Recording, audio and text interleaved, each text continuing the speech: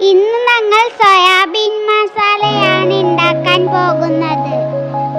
അതിനായി ഒരു പാനിലേക്ക് കുറച്ച് എണ്ണ ഒഴിച്ചിട്ട് ഉള്ളിയും കൂടി ഇട്ട് കൊടുക്കണം. ഉള്ളി ഒന്ന് മൂർപ്പിക്കുക. വാടിയ ശേഷം കുറച്ച് തക്കാളി ഇടുക. തക്കാളി ഒന്ന് നല്ല വഴച്ചെടുക്കുക. വഴഞ്ഞു വന്നാൽ ഇഞ്ചി വെളുത്തുള്ളിയും പേസ്റ്റ് ഇട്ട് കൊടുക്കുക.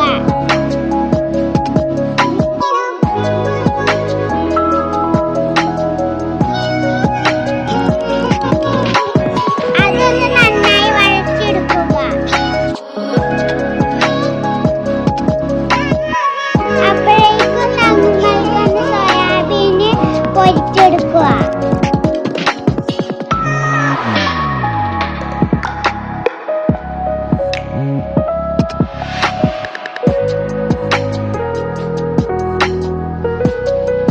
ഇനി പൊടികൾ ചേർക്കാം.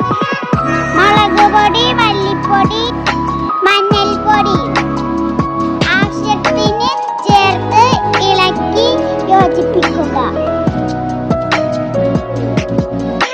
പച്ചമണം മാറുന്നത് വരെ ഇളക്കി കൊടുക്കുക.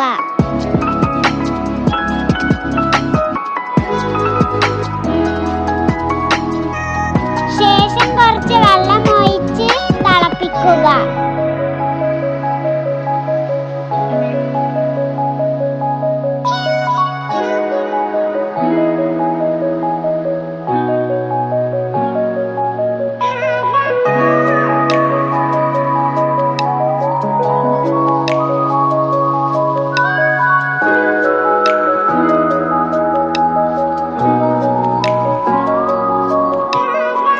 തിളച്ച് വരുന്നതിലേക്ക് സോയാബീൻ പൊരിച്ചത് ചേർക്കുക. നന്നായി ഇളക്കി യോജിപ്പിച്ച് അടച്ചു വെച്ചൊന്ന് സെറ്റാക്കുക.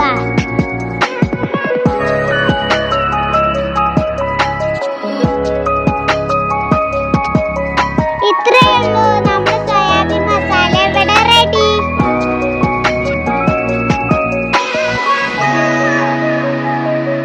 നിങ്ങൾക്ക് ഇത് ഇഷ്ടപ്പെട്ട ഞങ്ങളുടെ ചാനൽ സബ്സ്ക്രൈബ് ചെയ്യണേ.